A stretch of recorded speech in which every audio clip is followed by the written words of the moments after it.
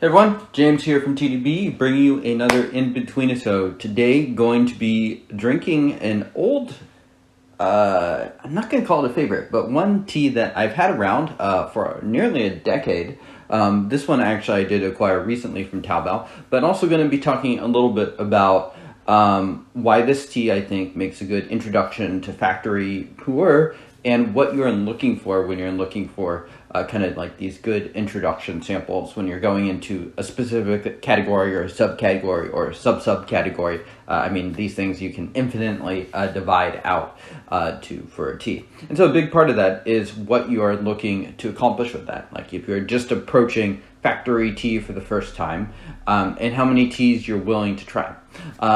It's like if you are willing to try something like 10 different factory teas, then your introduction to that's gonna look a whole lot different than if you're just wanting to try 2 or 3. I think this one is a pretty good introduction to Xiaguan, partly because it's typical, but also not so typical. It's a Feitai production, which kind of makes it be a little bit of an outlier, but I do think it's a fair bit friendlier to drinkers and to people that are not used to kind of that Xiaguan taste, while still having some of that Xiaguan taste to it. So another thing you're gonna obviously want to take into account are price. I think most people, when trying out pu'er, if you're saying the factory tea you must try out in order to see if you like factory teas is the 80 Qingbing. Well, that's obviously would be a good price consideration if you're talking to some billionaire. But you're not. I mean, you need to be price conscious about these things. And these things are nice and inexpensive. I think I first read about this from Hobbs Wog Half Dipper.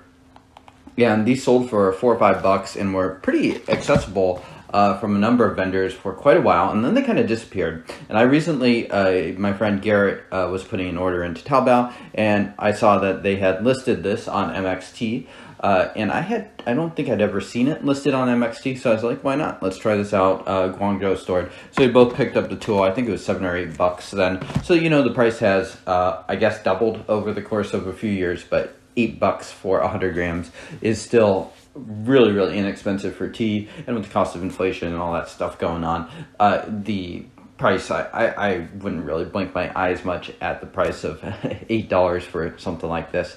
And now this tea is also, 14 years old.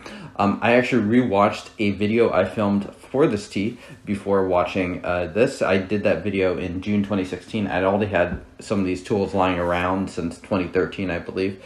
But this is the more recently acquired one. So it's not a tea I revisit regularly, but kind of having gotten more into Xiaguans as far as like more fitting into my more regular rotation of drinking, I thought this would be a really interesting one to try, and I think it is. And rewatching that video too, when I was drinking a lot more boutique teas, so teas specifically focused on certain regions like Yiwu or Bulong, I think the tea just presents itself very differently just because we're looking at certain contrasts and stuff like that, when we naturally are just going to contrast it with what we're having regularly. So having a lot more factory teas regularly allows me to sort of pick and choose sort of how this differs from those teas, rather than sort of comparing this versus something just totally different like a Yongqing Hao or a Yiwu tea from, I don't know, any of the boutique vendors. So yeah, I think this one's a good one to try, mainly because it has Xiaoguan taste, but it's also a little bit friendlier in that sense. So I'd say if you're trying to create a Xiaoguan sampler set and you have room for about 3 or 4 teas, this one's pretty good. If you only have one tea, then I don't think I would choose this. I would probably go for something like the Xizi, because I think it's a little bit more typical of that classic Xiaguan taste than something like this. But if you have the room for it, I think this probably represents something that the drinker will like more than the Xizi on initial reaction, especially if they're coming to it from a perspective of liking a little bit smoother tea. I think generally people are more put off by Xiaguan by kind of how aggressive it can get, and these Xizis can definitely be a bit of a challenge to brew if you're trying to hone that sort of aggression and make sure you achieve sort of the right balance there. So one thing that was noted in my original video is that this tea was quite smoky. And I had said that I think some of the smoke had dissipated, but not all of it. So that's one thing I'm looking for here. I do not detect any smoke in here. In fact, I don't even get retired smoke from it. So that is kind of interesting to me. Okay, I definitely overbrewed that a little bit. It's pretty sour. Sourness in this sense, I think, is certainly from the overbrew. There's a little bit of bitterness too. Yeah, we're just going to toss that steep out. That was not a good introduction steep. You want to keep your steeps a little bit shorter than that. So yeah, definitely not good. And this sort of tea is so cheap that who cares if you end up dumping a little bit of liquid out. Not a big deal at all. No smokiness in that extremely sour brew. Yeah, I saw the color and I was like, ooh, that might be a little bit strong. And I think this might answer part of the reason why we are getting such a strong brew is that my pot is getting a little bit clogged up there. Okay, so this one will probably be pretty strong too. Hopefully not quite as bad as the last one. Using pretty standard ratio here, close to 6 grams per 95 milliliters, something like that. Take a quick nose of this. Another thing that's real nice about this one is it has a fairly bright aroma. I could totally see some people approaching this tea and liking the aroma, but maybe being a little bit put off by the aggression and the taste. That makes sense to me. So it could be a little bit misleading in that sense, but the aroma is quite nice. You kind of get some of those like, I don't know, the fancy way would be to call it like muscatel. So a lot of like grapey, maybe a touch of fruit.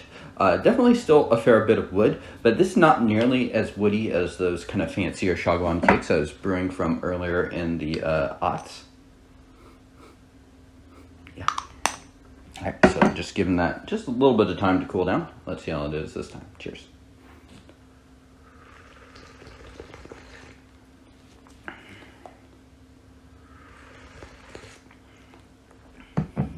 So quite robust, but this one's a lot more manageable. Maybe just a hint of tang, so not too sour. I think I may have used a fair bit of leaf. These tools, just the way they tend to be made, I think it's true for Xizi as well as this one, is that they tend to be very bud heavy in their kind of leaf composition. So that can lead to kind of quick bursts of flavor. Another thing that's nice about this tool, pretty easy to break apart. It's not one of those hyper compressed tools. Okay, that's steep. Brewed out a lot faster with no cloggage. So the steep number 4 might be the money steep. Cheers.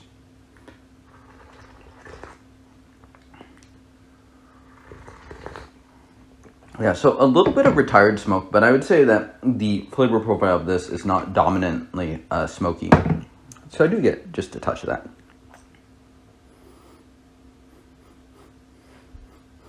Some florals. Yeah, quite a nice aroma, I will say, especially for Xiaguan, which doesn't necessarily have that reputation of being super aromatic tea. Yeah, so another thing, very nice size to get with this, 100 grams when you're spending money as low as that. Just a good amount to you can mess around with it. You can mess around with the spring, as I said earlier. Some of the time these tools can be a little finicky in how they brew out. So having those extra repetitions, I think, can really help to kind of get the right profile that you want.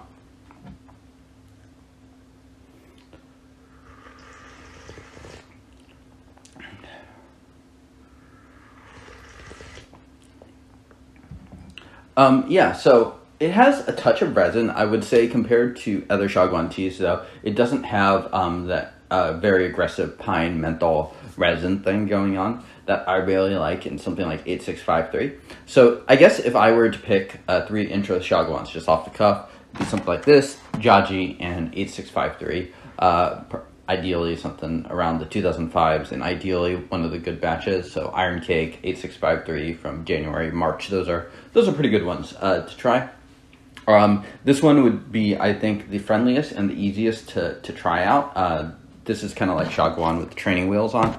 So in that sense, I think it's solid. I think this tea might have a little bit less upside as far as like just pure robustness of Xiaguan. It's still a relatively robust tea, but I think something like the Xizi or some of the more rustic, not rustic, that's not the right word, more aggressive tools might fare better in the long run. But something like this still has a fair bit of time to age for sure. I mean, it's 14 years old now. Even with a little bit of aged material mixed in, this tea, yeah, it still could certainly get more mellow.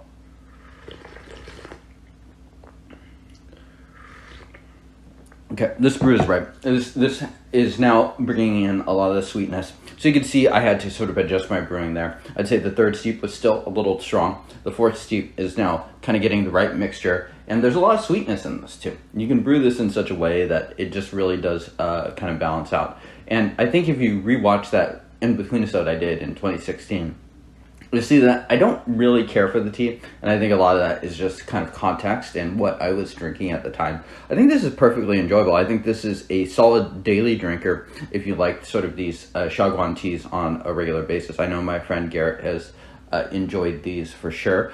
And it's a nice complement to something like the Xizi, which is a little stronger, a little bit more of that retired smoke, and just really, really heavy wood.